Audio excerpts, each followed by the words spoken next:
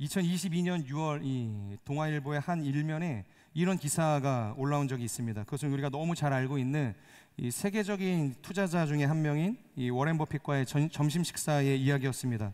그러니까 원래도 많은 이 투자 전문가들이 그와 점심 식사를 하기 위해서 많은 돈을 지불한다는 것을 알고 있었지만, 이번에 올라오게 된 그와 한 끼를 먹기 위해서 드린 이 금액은 거의 뭐 이 천문학적인 금액을 드려야만 했던 것이죠. 그와의 점심 식사를 위해서 얼마였을까요? 이 1,900만 달러였다고 합니다. 당시 환율로 얼마이죠? 246억 500만 원의 비용을 투자한 것이죠. 비록 이 낙찰자의 신원이 공개되지는 않았지만 이번 경매를 통해서 종전 최고 낙찰가였던 457만 달러를 훌쩍 뛰어넘는 금액에 그와의 식사권이 당첨이 된 것이죠. 여러분, 도대체 이 2시간 정도 될까요? 점심시간 사실 길게 먹어봐야 얼마나 저희가 먹을 수 있겠어요? 할 말이 아무리 많고 돈을 많이 투자했다 한들 하루 종일 그와 식사를 할 수는 없는 것이지 않겠습니까? 보통 한 2시간 정도의 식사를 위해서 왜 이렇게 많은 돈을 이제 투자를 하는 것일까요? 무엇을 위해서? 물론 저와는 너무 다른 세상의 이 이야기이기 때문에 저는 공감이 되지 않습니다. 1억도 사실 아깝죠. 100만 원도 사실 아깝습니다. 이 뷔페에 10만 원을 내고 가서 아무리 맛있는 음식이 차려져 있어도 그 돈을 내고 이 뷔페에 가서 식사를 하는 것도 돈이 아까운 저의 관점에서 보면 이 수백억의 이 비용을 투자해서 그와의 식사를 이 낙찰받는다는 것은 납득이 되지 않는 일들인 것이죠. 아마도 제가 이해할 수는 없지만 그에게 이 투자에 대한 통찰력과 이 지혜, 어떻게 하면 보다 더 많은 이 돈을 얻을 수 있을까에 대한 그의 경험을 얻고 싶기 때문은 아니었을까 이제 생각을 하게 되는 것입니다. 여러분, 우리가 지난주에 함께 나누었던 본문을 한번 생각을 해보시겠어요? 이 성전 미문에 앉아서 40년의 시간입니다. 그러니까 날 때부터 안진뱅이였던 인생이었습니다. 그런데 그 거지에게 베드로와 요한이 찾아오게 되었고 일어나 걸으라고 이야기했죠. 돈은 없었지만 그에게 있는 것으로 내게 주노니 일어나 걸으라. 그랬더니 놀랍게도 그 안진뱅이가 일어서게 되는 이 기적을 우리가 함께 나누었죠. 여러분, 이 사건은 이 안진뱅이의 인생 가운데서도 새로운 세계가 열리는 기적의 순간이었지만 베드로와 요한의 인생에게도 동일하게 새로운 기적, 새로운 세계가 열리는 기적을 경험했던 순간이었다는 거예요. 왜냐하면 이 복음서를 찾아보거나 이 예수님과 함께 다녔던 이 제자들의 당시의 모습을 보면 예수님을 제외하고 그 어떤 제자들도 이렇게 오피셜하게 공식적으로 공개적으로 이 모든 사람들이 보는 앞에서 무언가를 행한 적이 없었다는 거예요. 그러니까 기적을 일으킨 적이 없다는 것이죠. 물론 기적을 일으키지 않았을 거라고 생각하지는 않습니다. 하지만 성경을 보면 그것을 표면적으로 기록하고 있었던 본문들은 없다고 해도 과언이 아닌 것이죠. 그런 의미에서 이 베드로와 요한의 인생도 어떻게 보면 새로운 세계가 열리는 이 기적, 그 경험을 하는 시간이었다는 것입니다.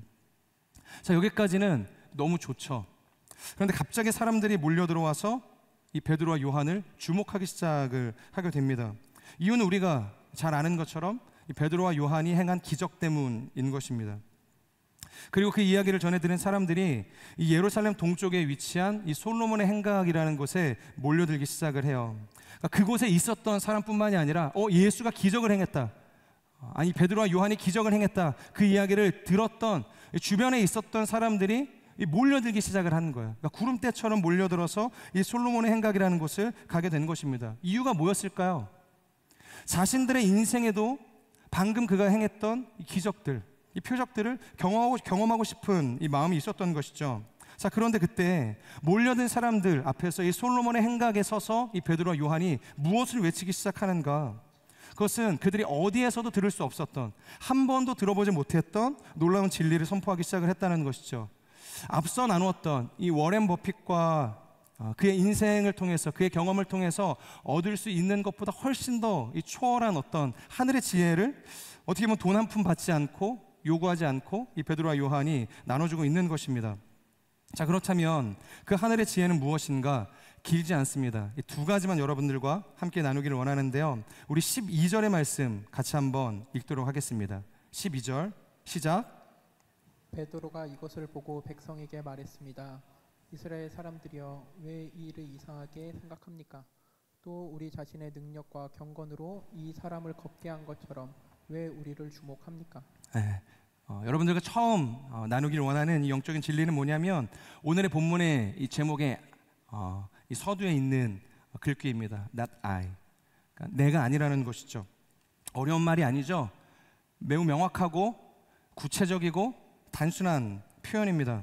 그러니까 예수님을 통해서 이 모든 일들이 가능하게 되었다는 것이에요. 그러니까 내가 한 것이 아니라는 것이죠. 우리 12절의 마지막을 보면은 왜 우리 자신의 능력과 이 경건으로 이 사람을 걷게 한 것처럼 여러분들이 우리를 주목하냐고 이야기를 하는 것입니다. 이것은 그러니까 이상하게 여겼다라고 생각을 하는 것이죠. 여러분, 하나님의 일을 행함에 있어서 하나님이 아닌 우리가 주목받는 순간 모든 것이 끝난다 해도 과언이 아닌 것입니다. 사람이 교회의 중심에 서기 시작할 때 그 교회가 건강할까요?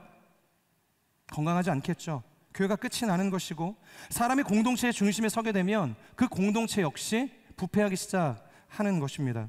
우리는 철저하게 not I, 가려지고 버려지고 낮아지고, 오직 주님이 드러나기 시작할 때 우리가 머물러 있는 교회와 공동체와 이 수는 건강하게 회복될 수 있는 것입니다. 소망이 있게 되는 것이죠. 성경을 보면 누구보다 자신을 낮추고 가리고 자신을 부인했었던 한 사람이 있습니다. 누굴까요? 예수님 말고. 떠오르는 사람이 있으세요? 복음서로 한번 좀 좁혀볼까요? 세례 요한이 대표적인 인물이었죠. 그러면 세례 요한을 떠올리면 가장 먼저 떠오르는 수식어가 뭐예요? 여러분들은 이 세례 요한을 딱 정의할 때 뭐라고 정의할 수 있을까요? 만약에 한 줄 평 그렇게 말한다. 세례 요한의 인생을 한 줄 평으로 정의한다면 그는 어떠한 인생이었을까요? 감사하게도 예수님께서 이 세례 요한의 인생을 한 줄 평 해주셨어요. 그것은 뭐냐면 여자가 낳은 자 중에서 가장 큰 이다. 여인의 태에서 난 사람 중에서 가장 큰 이라는 예수님의 선언이 있지 않았습니까? 그는 예수님을 통해서 이 은혜의 복음이 오기 이전, 그러니까 율법의 시대를 살아가고 있었던 사람들 중에서 가장 위대한 사람이었다. 그러니까 자칭이 아니었죠. 그러니까 예수님을 통해서 전해지고 인정받았던 사람이 바로 이 세례 요한의 인생이었습니다. 여러분, 이것이 얼마나 큰 영광이겠어요? 그리고 세례 요한은 하나님의 말씀을 능력 있게 전하는 굉장히 큰 능력과 이 은사를 그리고 권세를 받았던 인생이었습니다. 그러다 보니까 이스라엘 사방에서 경건한 사람들이 그의 주변으로 구름대처럼 몰리기 시작을 하는 거예요. 그러니까 세례 요한이 왔다 이야기를 하면 주변에 있는 사람들이 계속해서 몰리기 시작을 하는 거예요. 그래서 그에게 세례를 받는 것이죠. 그의 가르침을 청하는 것이죠. 당연히 그의 인기는 하루가 다르게 올라오기 시작을 하는 거예요. 매일의 인생이 이 세례 요한의 인기에 이 상한가를 갱신할 수밖에 없는 것이죠. 결국 사람들의 마음속에 어떠한 생각까지 이르게 되었냐? 저 사람이 우리가 지금까지 기다리고 있었던 메시아가 아닐까? 거기까지 이르게 되는 거예요. 그를 너무 경외하다 보니까, 너무 그의 인생이 대단하다 보니까, 그가 가지고 있는 그 영광이 찬란하다 보니까 이 사람이 우리가 기다리고 있었던 메시아가 아닐까? 그런 생각을 하는 것이죠. 여러분, 예수님에게는 세 가지 시험이 있으셨죠. 광야에서 이 마귀에게 받으신 이 세 가지 시험이 있었습니다. 그런데 이 세례 요한에게도 시험이 있었어요. 그것은 바로 사람들이 던지는 세 가지 질문의 형태로 그에게 찾아오게 됩니다. 첫 번째는 뭐냐면 좀 전에 나누었던 것처럼 당신이 우리가 그토록 기다리고 고대했었던 메시아입니까? 그것을 물어보는 것이에요. 그러니까 누구도 그것을 의심하지 않았죠. 그러니까 심지어 유대인들조차, 그러니까 율법에 정통했다고 이야기하는 사람들조차도 그에게 사람을 보내서 정말로 당신이 우리가 이 구약 성경을 통해서 기다려야 했던 그 메시아가 맞습니까? 그렇게 물어봤다는 것이죠. 사람들은 어떻게든 그를 회유해서 높이려고 하는 정작 세례 요한은 주저없이 그 사람들의 질문 앞에 뭐라고 이야기하냐?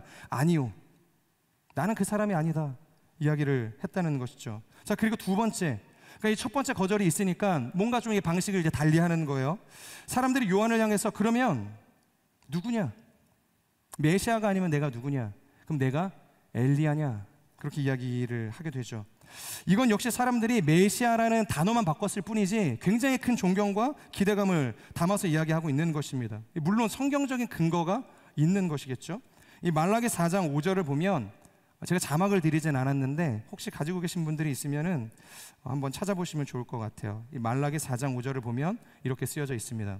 보라, 여호와의 크고 두려운 날이 이르기 전에 내가 선지자 엘리야를 너희에게 보내리니. 그러니까 여호와의 크고 두려운 날, 그때가 언제예요? 그러니까 하나님께서 작정하신 그때 엘리야를 보낼 거라고 이야기를 한다는 것이죠. 여러분, 당시 이스라엘 백성들이 기다리던 이 엘리야는 그러니까 환상적인 존재였다고 볼 수 있는 것이죠. 그러니까 우리가 아는 것처럼 구약에서 죽음을 보지 않은 두 사람이 있는데 누구죠? 에녹과 엘리야였어요. 그러니까 이 두 사람은 죽음을 보지 않고 하나님께 영광을 받았던 존재였다는 것입니다.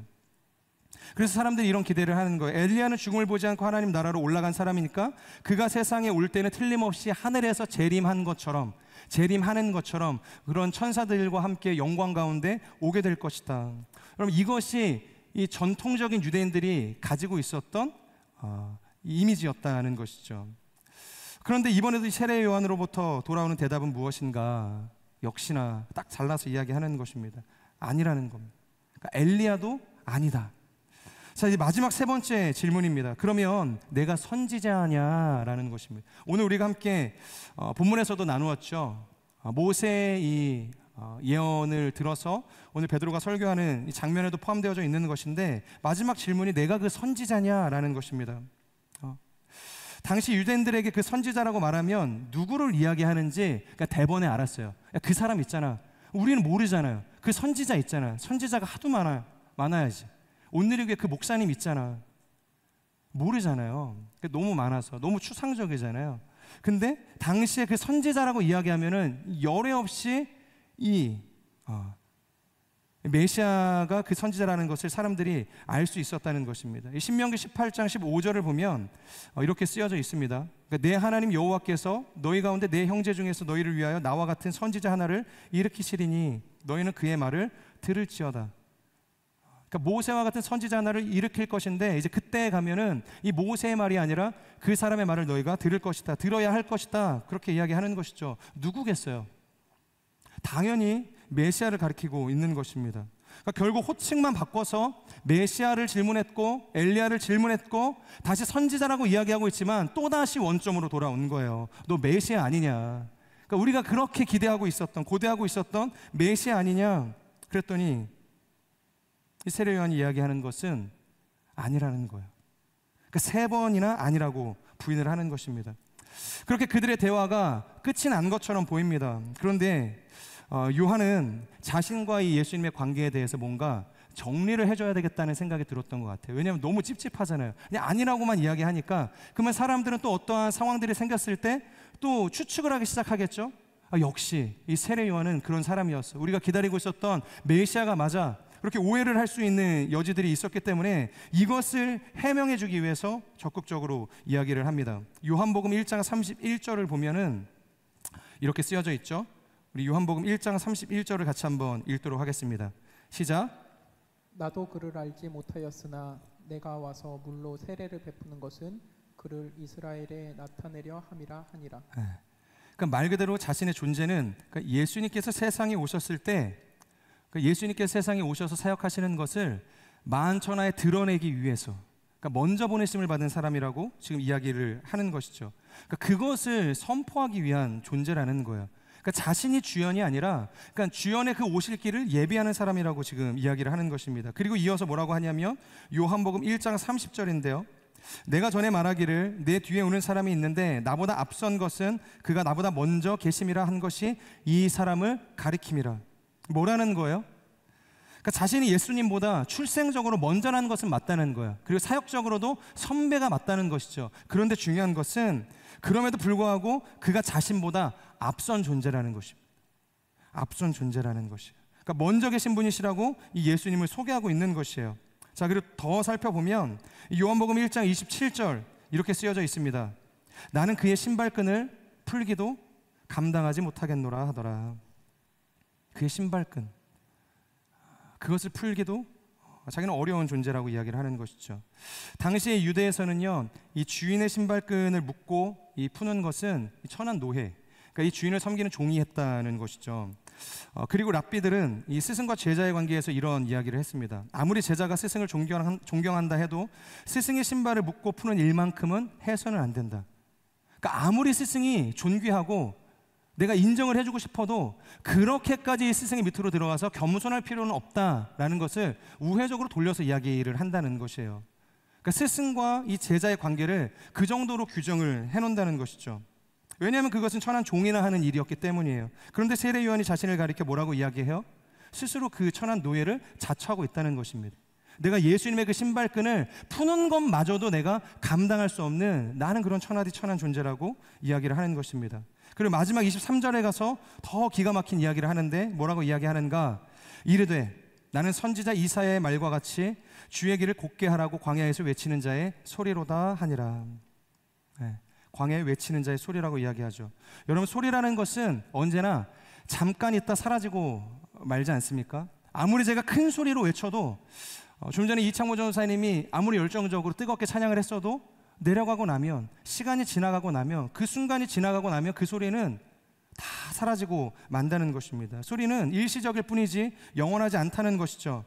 그리고 왕의 입성식 때 울리는 이 나팔 소리를 한번 생각을 해보시겠어요? 그렇게 많은 사람들이 화려한 연주와 하모니로 이 팡파레를 울려도 결국 왕이 나타나면 아무도 이 나팔을 부는 그 신하를 주목하는 사람은 없다는 거예요. 나팔을 보는 사람이 없다는 것입니다. 그 나팔 소리에 집중하는 사람이 없다는 거예요. 오히려 왕께 집중하고 왕께 경배하게 되어진다는 것입니다. 이처럼 세례 요한은 왕 대신 예수님 앞에 자신을 그저 한번 울리고 사라지는 나팔 소리와 같이 여기는 인생이었다는 것입니다.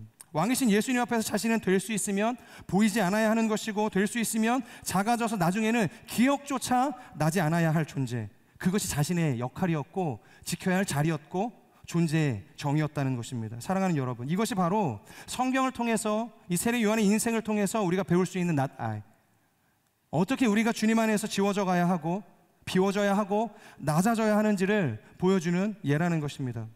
예수님께서 모든 제자들을 향해서 뭐라고 이야기하죠? 누구든지 나를 따르려거든 자신을 드러내라고 이야기하지 않죠. 선한 영향력을 드러내라고 이야기하지 않습니다. 자신을 부인하라고 이야기하죠. 그리고 자신의 십자가를 지고 따르라고 이야기했다는 것입니다. 바로 이것이 그 주님의 그 명령과 완전히 일치한 이 세례 요한이 가지고 있었던 정신이었다는 것입니다. 오늘 그리고 베드로가 우리에게 보여주고 있는 영적인 교훈이라는 것입니다.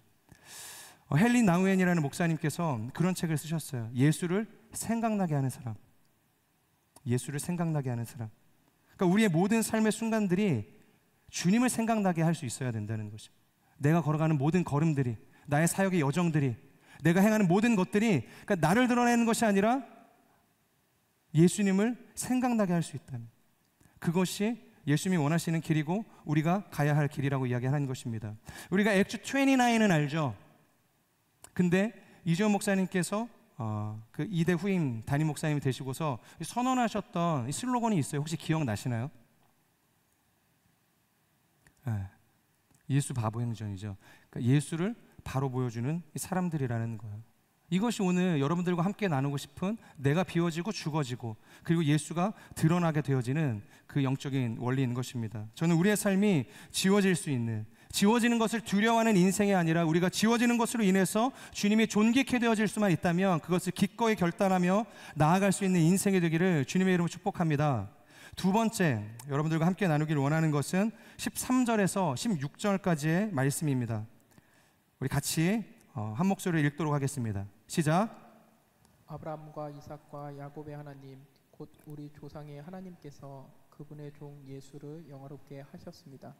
그러나 여러분은 일찍이 그를 넘겨주었고 빌라도가 놓아주기로 판결했음에도 당신들은 빌라도 앞에서 그것을 부인했습니다. 여러분은 거룩하고 의로운 분을 거절하고 도리어 살인한 사람을 놓아달라고 요청해 생명의 근원 되신 분을 죽였습니다. 그러나 하나님께서는 그분을 죽은 사람들 가운데서 살리셨습니다. 우리는 이 일에 대해 증인들입니다. 예수의 이름을 믿는 믿음으로 인해 그분의 이름이 여러분이 보고 아는 이 사람을 온전케 했으니 예수로 인해 난 믿음이 여러분 앞에서 이같이 그를 완전히 낫게 했습니다. 아멘. 자, 두 번째 함께 나누길 원하는 것은 But Christ, 예수님이라는 것입니다.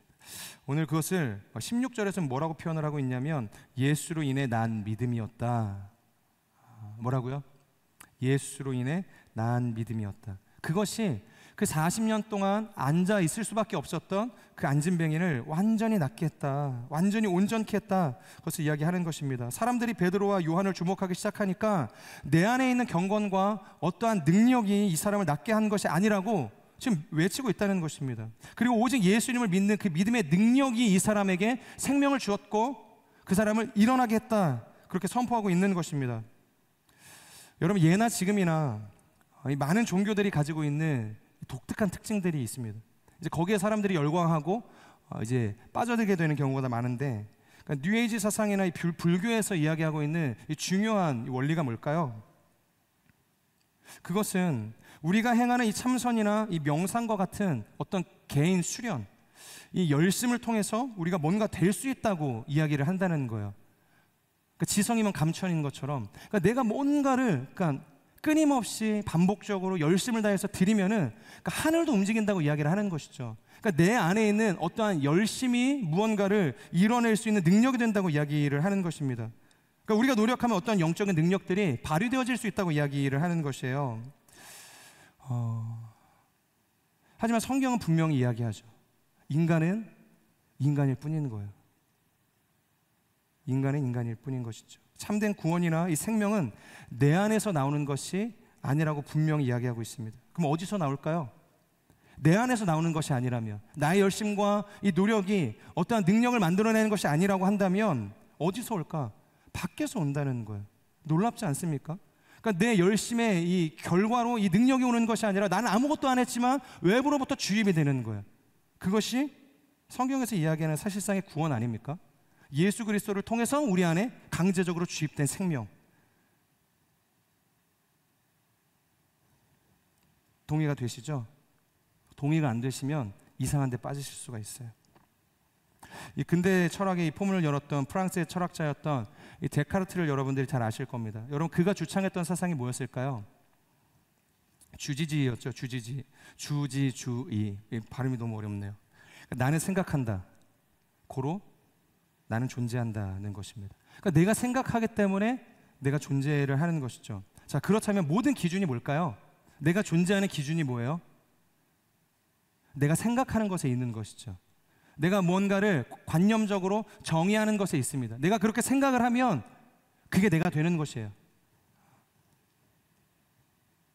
내가 생각하고 정의한 것이 절대 자아가 되는 것이고 절대 기준이 된다는 것입니다. 자, 그래서 그 사상의 영향을 받은 사람들이 이 신앙생활에 이것을 이제 접목하기 시작을 했는데, 어떻게 하나님께 접근을 했냐면 내 생각에서 하나님을 더듬어서 발견할 수 있을 거라고 생각을 했어요. 그러니까 내가 열심히 기도를 하면 하나님의 그 신비의 그 한 조각을, 한꺼풀을 벗겨낼 수 있을 거라고 생각을 했어요. 그러니까 감추어져 있던 어떤 하나님에 대한 그 신비가 드러나게 될 것이라고 생각을 했다는 것입니다. 그러니까 내 관념을 통해서, 내가 정의하는 것을 통해서 어떠한 노력의 결과로 인해서 하나님이 드러나게 될 것이라고 생각을 했다는 것이에요. 그러니까 물론 우리가 신앙생활을 하다 보면 당연히 우리의 열심이 필요하죠. 어제 저는 가지 않았지만 이게 그래도 소수에 또 열심히 있는 분들이 또 기도의 시간을 지키시겠다고 금요일날 오셔서 기도회를 이제 하셨어요. 우리에게 이런 열심이 필요합니다. 그러니까 노력들이 필요한 것이에요. 그런데 결국 이 데카르트식의 신앙생활의 한계가 무엇인가? 그러니까 문제점이 무엇이냐면, 그러니까 바로 내 생각과 이 관념이 하나님 찾기의 출발점이 되다 보니까 그러니까 견고하지가 못하는 거예요. 위태로운 것입니다. 마치 모래 위에 세운 성처럼 언제 무너질지 모르는 채로 계속해서 아슬아슬한 줄타기를 하게 된다는 것이에요. 여러분, 솔직히 말해서 하루에도 우리의 마음들이 얼마나 오르락 내리락 하나요? 오늘도 많은 생각들을 우리가 하면서 살아가지 않습니까? 아무것도 아닌 일에 상처받고 좌절하고, 별것도 아닌 일에 또 그 마음이 치유되기도 하고 또 바보처럼 기뻐하기도 하고, 우리의 모두의 인생이 그렇다는 것입니다. 제가 과거에 이런 이야기를 어떤 목사님의 설교 중에 들은 적이 있어요. 그러니까 한 권사님의 이야기였습니다. 굉장히 웃기지만 어떻게 보면 웃기지 않은 이야기인데, 이분이 정말 교회에서 열심히 있는 분이셨습니다. 권사는 아무나 되는 게 아니잖아요. 열심히 있는 분들이 되는 거예요. 그리고 신앙이 깊으신 분들이 되는 겁니다. 그런 분들이 있습니다. 그러니까 어떤 사역을 해야지 하면은 그 사람의 어떤 의지와 상관없이 그냥 바로 떠오르는 사람이 있어요. 야, 걔 요셉에도 있지 않습니까? 어떤 사역을 제가 하자고 이야기하면 걔 한번 물어볼까? 그래서 오늘 저희 끝나고 나서 하는 이 레크레이션도 갑자기 영걸 형제님이 하게 되신 거 아니에요? 네. 그러니까 이런 어떤 생각나게 하는 사람들이 있다는 거예요. 근데 이 권사님은 정말 열심히 하면 그 권사님이 이제 떠오를 정도였다는 것이죠. 그런데 어느 날 갑자기 이분이 뭐 이렇게 별다른 증상이 없는 상태에서 그냥 정기검진 차 병원을 방문을 했는데 의사로부터 중병 선언을 받게 된 거예요. 중병. 그러니까 잘못하면 죽을 수도 있는, 어떻게 보면 위태로운 병일 수 있는 것이죠. 그러니까 위중한 병인 것입니다.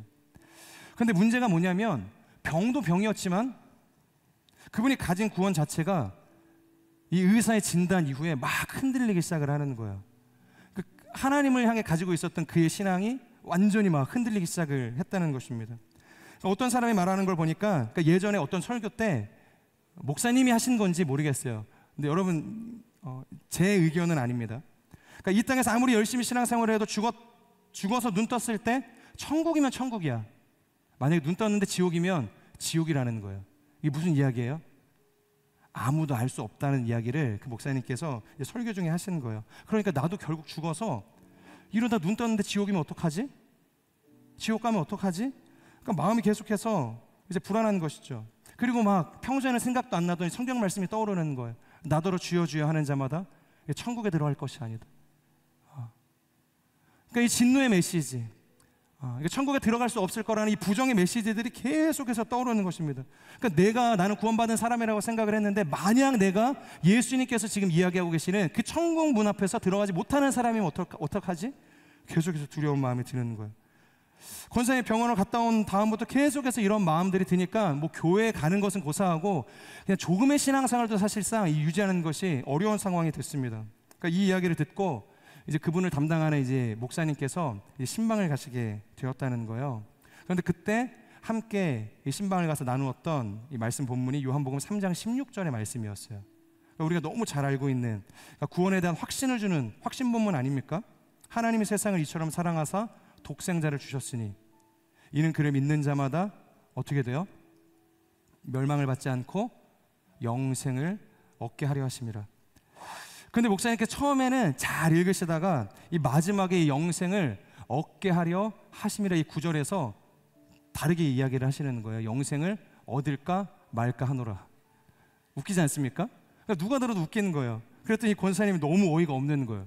신방 왔다고 해서 목사님이 지금 말씀을 선포하고 있는데 그 말씀 본문을 읽고 있는데 영생을 얻을까 말까 하노라 이렇게 이야기를 하니까 막 화가 나시는 거예요. 그래서 따져 묻는 것이죠. 그랬더니 목사님께서 발끈하시면서 그렇게 이야기하는 거예요. 지금 당신이 바로 그렇다.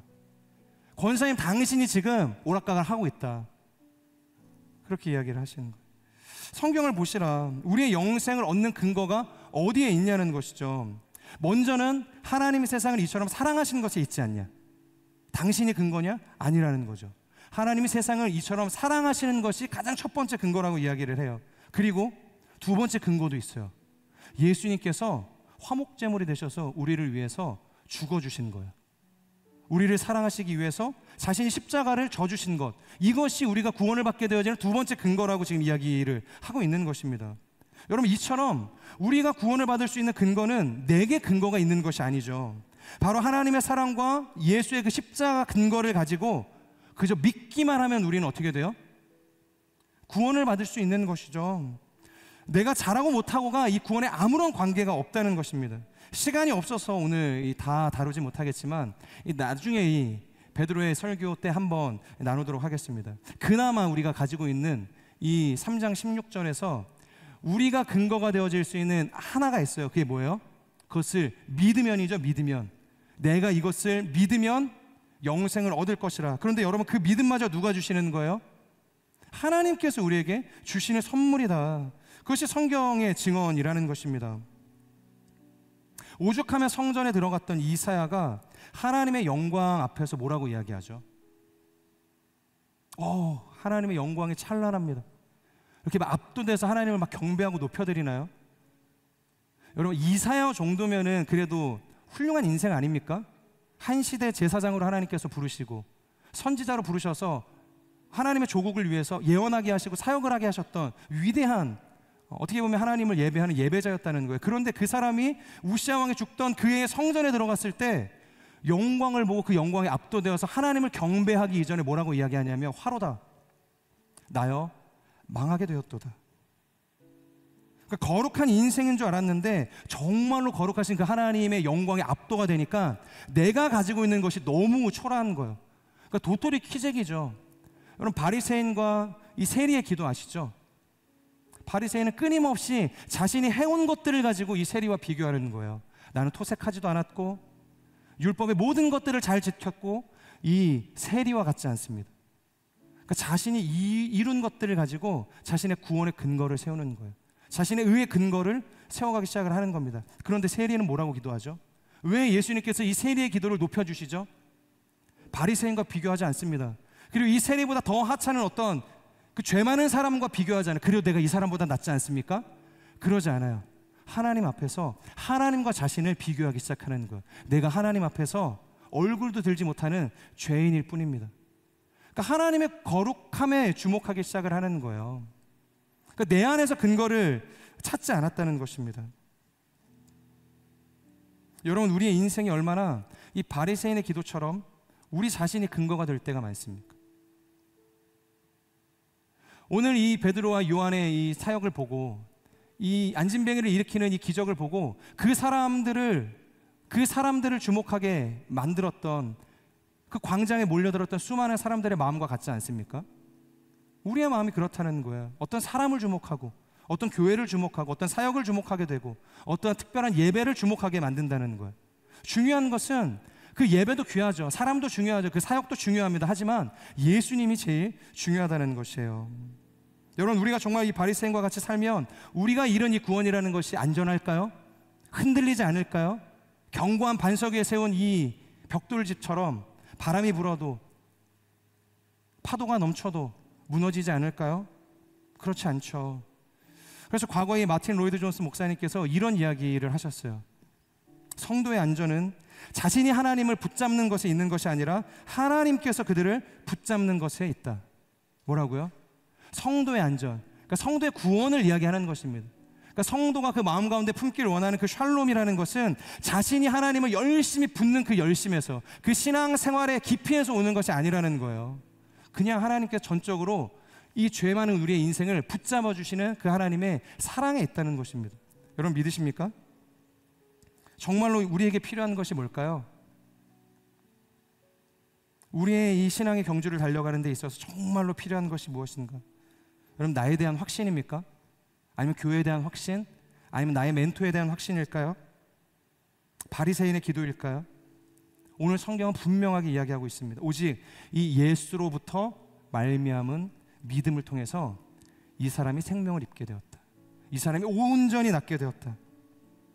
내 안에서 만들어진 능력이 아니라 이 예수를 통해 들어온 능력이 있어야 우리의 인생이 온전케 되어진다고 이야기하는 것입니다. 바로 이 믿음이 있을 때 우리가 넘어지지 않고 하나님이 부르시는 그 믿음의 경주를 달려갈 수 있게 된다는 것입니다. 사랑하는 여러분, 예수로부터 난 믿음을 소유할 수 있는 인생이 되기를 주님의 이름으로 축복합니다. 내 안에 있는 헛된 열심을 다 버리시고, 나는 연약하지만 이 세리의 기도와 같이 하나님께 주목하고 하나님의 인정을 구하고 하나님의 도우심을 구하며 살아갈 수 있는 거룩한 인생이 되기를 주님의 이름으로 축복합니다. 우리 말씀을 기억하면서 함께 기도하도록 하겠습니다. 하나님, 오늘 이 베드로와 요한을 향해서 주목하고 있었던 이 사람들의 모습을 우리가 보게 됩니다. 그런데 이것이 그들을 비난할 것이 아니라 오늘도 우리의 인생 가운데 정말로 흔하게 나타나는 나의 모습은 아닌가 생각이 되어집니다. 사람을 주목하게 되고 공동체를 주목하게 되고 어떤 열매를 바라보게 되고 어떤 특별한 현상을 바라보게 되어지는 나의 연약한 모습들을 이 시간 하나님 앞에 올려드립니다. 주여, 나를 불쌍히 여겨주시옵소서. 드러나는 것들, 세상적인 것들, 보여지는 것들에 우리가 마음을 빼앗기지 않게 하여 주시고 오직 예수 그리스도만이 드러내는 인생, 예수 그리스도만을 보여주는 인생, 예수 그리스도만을 붙들며 살아가는 거룩한 인생이 되어질 수 있도록 성령 하나님 역사하여 주시옵소서. 나는 지워지고 비워지고 낮아지고 겸손해져서 오직 예수 그리스도만을 존귀케 해드리는 하나님의 사람들이 될 수 있도록 역사하여 주시옵소서. 이 시간 주여 간절히 선포하며 우리 통성으로 기도하며 나아가겠습니다. 주여